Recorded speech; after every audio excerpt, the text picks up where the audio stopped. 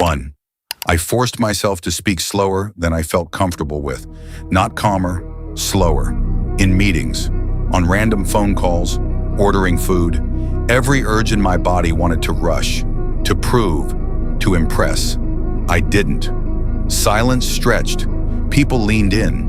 And I realized how much of my personality was just anxiety performing competence. 2.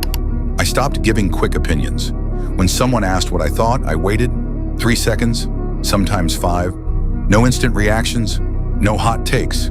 You'd be surprised how addicted you are to sounding sharp. Delaying my response forced me to think instead of react. And slowly I stopped being the person who just talks and became the person who considers. 3. I finished tasks the moment resistance appeared. Not when motivation showed up, when resistance did. The second my brain said, later, that was my cue. You don't build identity when it's easy. You build it at the exact point you want to escape. Halfway through, understand this. This wasn't about productivity. It was about eliminating the gap between what I say and what I do. 4. I sat in complete silence for 5 minutes after every minor failure. Missed workout, awkward conversation, small mistake.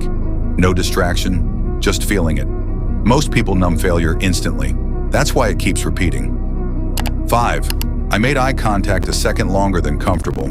Not aggressively, just enough to stop shrinking. Your body language writes stories about you before you speak.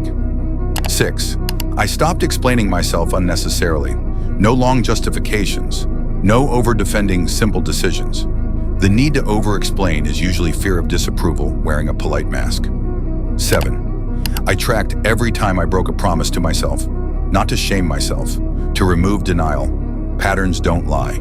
You do. 8. I deliberately chose the slightly harder option once a day. Park further.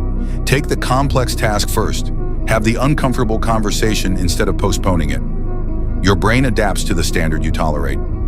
9. I limited how often I checked mirrors, literal and digital.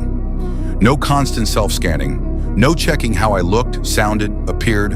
The less I monitored how I was perceived, the more stable I felt internally. 10. I ended every day by asking one question. Did I act like the person I claim I want to become? Not to know. Did I win? Not, did I feel good? Just that. Because here's the truth. You are not becoming your goals. You are becoming your repeated reactions. 30 days of these small shifts didn't make me louder. They made me harder to shake. And that's heavier. Because once you realize your personality is programmable, you lose the right to blame your past.